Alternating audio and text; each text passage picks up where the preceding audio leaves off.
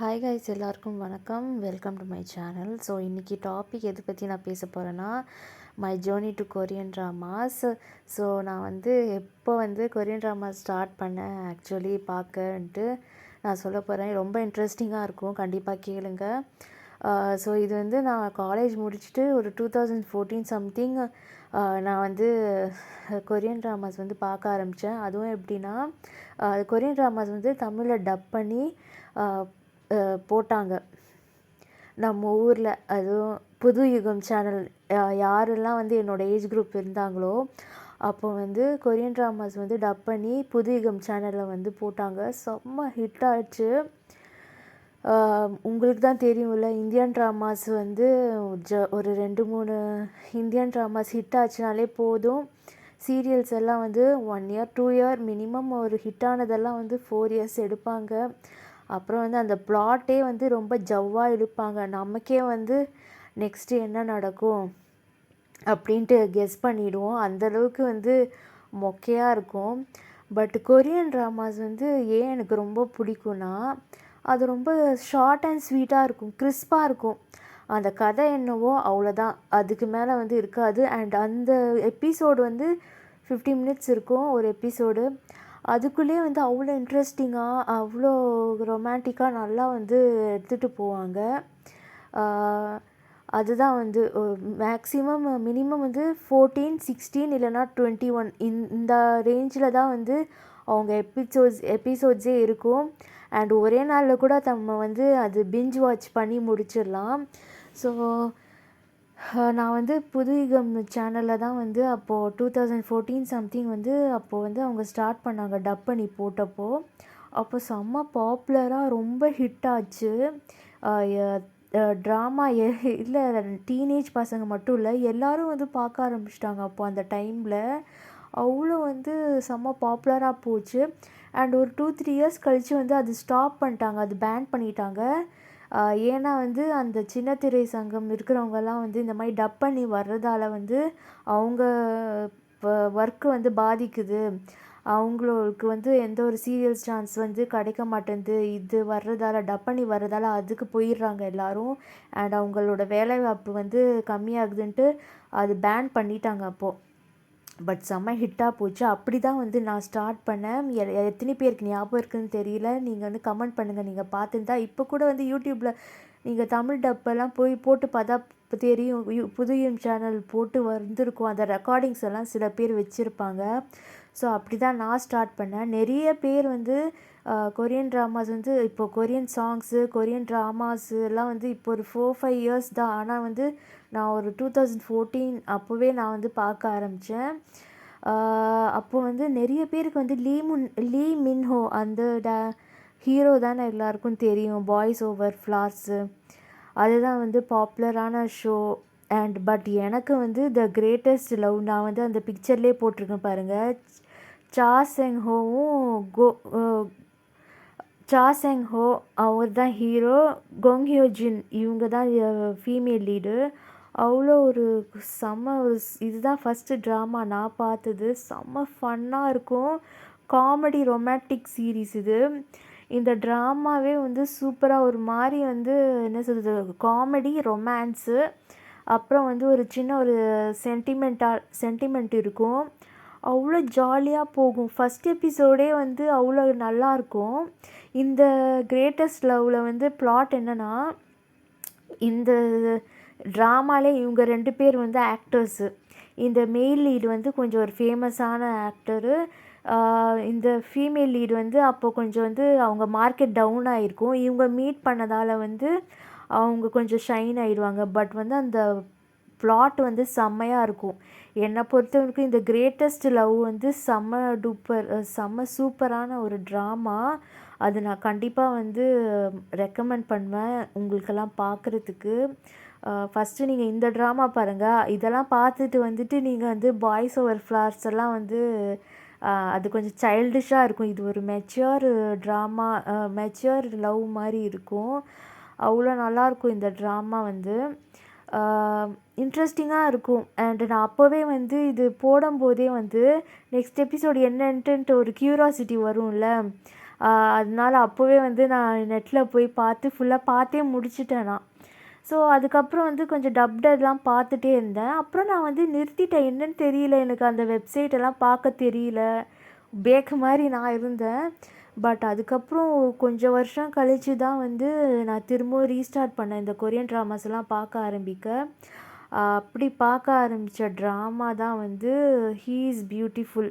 நான் greatest love பார்த்துட்டு அதுக்கப்புறம் வந்து ரொம்ப வருஷம் கழித்து வந்து தான் வந்து திரும்பவும் ரீஸ்டார்ட் பண்ணேன் கொரியன் ட்ராமாஸே பார்க்க. அப்படி பார்த்தது தான் வந்து ஹீ இஸ் பியூட்டிஃபுல். அந்த ஹீ இஸ் பியூட்டிஃபுல் கூட கேஸ்ட்டு நல்லாயிருக்கும். ஒரு பொண்ணாக இருக்கிறவங்க வந்து பையனாக வந்து மாறி அவங்க கொஞ்சம் ஆக்ட் பண்ணியிருப்பாங்க. இந்த ஆக்சுவலி இந்த ஹீ இஸ் பியூட்டிஃபுல்லில் வந்து இது வந்து டப் பண்ணி இவங்கெல்லாம் போடலை இந்த புதியமில். இது வந்து நான் வந்து பார்த்தேன். பட் வந்து டப் பண்ணி போட்டது வந்து அந்த பாய்ஸ் ஓவர் ஃப்ளாஸு, அப்புறம் வந்து ஒன்று பாஸ்தான்ட்டு இன்னும் ஒன்று இருக்கும். ஸோ இந்த ட்ராமா தான் வந்து எல்லாம் டப் பண்ணி போட்டாங்க. பட் ஹீ இஸ் பியூட்டிஃபுல் வந்து யூடியூப்லேயே நல்லாயிருக்கும், அதுவும் வந்து நல்லாயிருக்கும். அண்ட் இந்த ஆக்டர் வந்து அப்போது வந்து இப்போ கொரியாவில் வந்து அவங்க கொஞ்சம் ஏஷியா பிரின்ஸ் கொரியான்ட்டு ஒரு பாப்புலரான ஆக்டர் அப்போது. இவர் அப்போது பாப்புலராக இருந்தார். அண்ட் இப்போல்லாம் இவங்க கொஞ்சம் வந்து பாப்புலாரிட்டி குறைஞ்சிச்சு. அண்ட் வந்து நிறைய பேர் வந்து லீ மின்னோ ஃபேன்ஸ் நிறைய பேர் இருக்காங்க. அண்ட் கொரியாவில் போய் நீங்கள் கேட்டிங்கன்னா யாருன்னே தெரியாது லீ மின்னோ. ஆக்சுவலி அவர் வந்து அந்தளவுக்கெல்லாம் பாப்புலரே இல்லை அங்கே. அங்கே வந்து கொரியன் ட்ராமாஸ் விட அவங்க வந்து அந்த சாங்ஸ் கேபாப் தான் வந்து நிறைய வந்து பார்ப்பாங்க. ஸோ அதுதான் அங்கே அந்த மாதிரி. ஸோ நெக்ஸ்ட்டு வந்து நான் பார்த்த ஒரு செகண்டு சூப்பரான ட்ராமா வந்து ஹீ இஸ் பியூட்டிஃபுல். நான் தம்பனையிலே போட்டிருக்கேன் பாருங்கள். இந்த ட்ராமா கூட ரொம்ப நல்லாயிருக்கும், கொஞ்சம் டிஃப்ரெண்ட்டாக இருக்கும். த்ரீ இவங்களும் வந்து ஒரு கேபாப் சிங்கர்ஸ் தான். கொஞ்சம் இன்ட்ரெஸ்டிங்காக இருக்கும் இந்த ட்ராமா. அண்ட் இந்த ஃபீமேல் லீட் வந்து ஒரு கேர்ள் தான். அவர் வந்து பாயாக வந்து மாறி வந்து ஃபேக் பண்ணி நடிப்பாங்க அதில். அது வந்து கண்டுபிடிச்சிருவாங்க. அங்கே ஒரு லவ் ட்ரையாங்கிள் மாதிரி இருக்கும். ஸோ அதுதான் வந்து இந்த கதை. அண்ட் ப்ளஸ் அதில் வந்து ஒரு மதர் சென்டிமெண்ட் மாதிரி இருக்கும். அண்ட் இந்த ட்ராமா பார்த்த பிறகு இந்த லீட் ஆக்டர்ஸ் இருக்காங்களே அவங்களோட ட்ராமாலாம் நான் பார்க்க ஆரம்பித்தேன். ஸோ அப்படி பார்த்த ட்ராமா தான் வந்து இந்த main lead actor Jang Keun Suk இந்த ஹீ இஸ் பியூட்டிஃபுல் ஆக்ட் பண்ணியிருக்காங்கல்ல அவரோட ட்ராமாஸ் எல்லாம் பார்த்தேன். அவரோட ட்ராமாஸில் பார்த்தது வந்து மேரி மீ மேரின்ட்டு ஒன்று இருக்கும். அது நான் ரெக்கமெண்ட் பண்ணுறேன். அதுவும் நல்லாயிருக்கும், ஃபன்னாக காமெடியாக இருக்கும். மேரி மீ மேரி. அப்புறம் பெல் ஆமின்ட்டு ஒன்று இருக்கும். அது வந்து ஐயூ கூட வந்து அவர் ஆக்ட் பண்ணியிருப்பார். நிறைய பேருக்கு தெரியும் அந்த ஐயூ வந்து அவங்களும் ஒரு கொரியன் ஆக்ட்ரஸ். அண்டு அவங்க வந்து சிங்கர் கூட. அவங்க வென் லைஃப் கிவ்ஸ் யூ டேஞ்சரின்ஸ் இப்போது அந்த ட்ராமா பாப்புலராக இருக்குல்ல. பட் அவங்க எத்தனையோ வருஷம் முன்னாடி வந்து அவங்க ட்ராமாவில் வந்து அவங்க ஆக்ட் பண்ணியிருக்காங்க இந்த ஒரு மெயில் லீடு கூட. அப்போது அவங்கெல்லாம் பாப்புலராக இருந்தாங்க இந்த மெயில் லீடு. அப்போது பெல் ஆமின்ட்டு ஒரு ட்ராமா, அது வந்து கொஞ்சம் மொக்க ட்ராமா தான், ஆனால் அவங்க அதில் ஆக்ட் பண்ணியிருப்பாங்க. ஸோ அப்படி தான் நான் பார்க்க ஆரம்பித்தேன். ஸோ வந்து இந்த ஹீ இஸ் பியூட்டிஃபுல் பார்த்தேன்ல, அதுக்கப்புறம் அதில் ஆக்ட் பண்ண ஆக்டர்ஸ் ட்ராமாலாம் நான் பார்க்க ஆரம்பித்தேன். அதில் வந்து பெல் ஆமி, அதுதான் ஐயூ வந்து ஆக்ட் பண்ணியிருக்காங்க அந்த ட்ராமா. அது கொஞ்சம் சுமாராக இருக்கும். அண்ட் வந்து மேரி மீ மேரின்ட்டு ஒன்று இருக்கும். இதெல்லாம் வந்து அந்த ஏஷியா பிரின்ஸு நான் சொன்னேன்ல ஹீ இஸ் பியூட்டிஃபுல் ஆக்ட் பண்ணியிருந்தாங்க. அவங்க ஆக்ட் பண்ண சீரீஸ் தான் இது.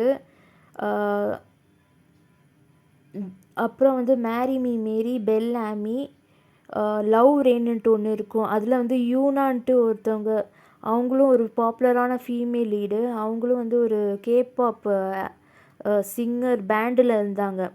அதில் வந்து அவங்களும் ஃபேமஸ்ஸு. அந்த லவ் ரெயின்னுட்டு ஒரு சீரியல் இருக்கும் ட்ராமா, அது கூட செம்ம ஹிட்டு. ஸோ நான் வந்து ஹீ இஸ் பியூட்டிஃபுல், அப்புறம் வந்து மேரி மீ மேரி, லவ் ரெயினு, பெல் ஆமி, இதெல்லாம் வந்து சூப்பராக இருக்கும். நெக்ஸ்ட்டு வந்து அந்த ஐயூன்ட்டு இப்போது நான் சொன்னேன்ல, அவங்க வென் லைஃப் கிவ்ஸ் யூ டேஞ்சரின்ஸு, அதுதான் இப்போ பாப்புலர். நெட்ஃப்ளிக்ஸில் வந்து அது ஓடிட்டே இருந்தது. அது தமிழ்லேயே வந்தது. அது வந்து இவங்க எத்தனையோ வருஷம் முன்னாடி வந்து நடிக்கிறாங்க, எத்தனையோ இயர்ஸாக வந்து. பட் இப்போ தான் அது பாப்புலராக வந்து ஏதோ பார்த்த மாதிரி அவங்க வந்து பேசுகிறாங்க. பட் என்னை பொறுத்த வரைக்கும் ஐயூ வந்து ரொம்ப ஃபேமஸ் ஆனவங்க. அவங்களும் ரொம்ப கஷ்டப்பட்டு வந்தவங்க தான். ஸோ அவங்களோட ட்ராமாஸ் எல்லாம் நான் பார்த்துருக்கேன். ஒரு சில பாப்புலர் ஆனது வந்து த ப்ரொடியூசர்ஸ்ன்னு ஒன்று இருக்கும். அந்த ட்ராமா கூட செம்மையாக இருக்கும். ப்ரொடியூசர்ஸ்ன்ட்டு த ப்ரொடியூசர்ஸ். அதுக்கப்புறம் வந்து இன்னொரு ட்ராமா அவங்க நடிச்சிருப்பாங்க. இருங்க, த ப்ரொடியூசர்ஸ்க்கு அப்புறம் மை மிஸ்டர்ன்ட்டு ஒரு ட்ராமா இருக்கும். அது செம்மையாக இருக்கும். மை மிஸ்டர்ன்ட்டு ஒரு ட்ராமா. லீ சன் யூன், அந்த லீ சன் யூன்னுட்டு ஒரு, அதில் வந்து ஒரு ஃபீமேல் லீடு, மேல் லீடு இருப்பாங்க. அவங்க வந்து ரொம்ப ஃபேமஸ் ஆனவங்க. அவங்க வந்து அந்த காஃபி பிரின்ஸுன்ட்டு ஒரு ட்ராமா வந்துச்சு. அந்த ட்ராமாவில் வந்து கொங்கியோன்ட்டு அவரும் பாப்புலரான ஆக்டரு. அது வந்து தமிழ்லேயே டப் பண்ணி போட்டாங்க அப்போவே. அதில் வந்து செகண்ட் லீடாக வந்து அவர் ஆக்ட் பண்ணார். அந்த இருக்கிறதே வந்து நான் ரொம்ப ரெக்கமெண்ட் பண்ணுவேன் வந்து மை மிஸ்டர். அந்த இந்த மாதிரி ஒரு ட்ராமா பார்த்துட்டு அவ்வளோ ஒரு இன்டென்ஸான ஒரு ட்ராமா. அது வந்து எவ்வளோ எமோஷ்னலாக இருக்கும். ஃபஸ்ட்டு 2 எபிசோடு என்னடா இது ஒன்றுமே புரியல கதைன்ட்டு நான் நினச்சிட்டே இருப்பேன். பட் அந்த ஃபுல் ட்ராமா பார்த்த உடனே நீங்கள் அவ்வளோ ஒரு எமோஷ்னலாக ஆயிடுவீங்க.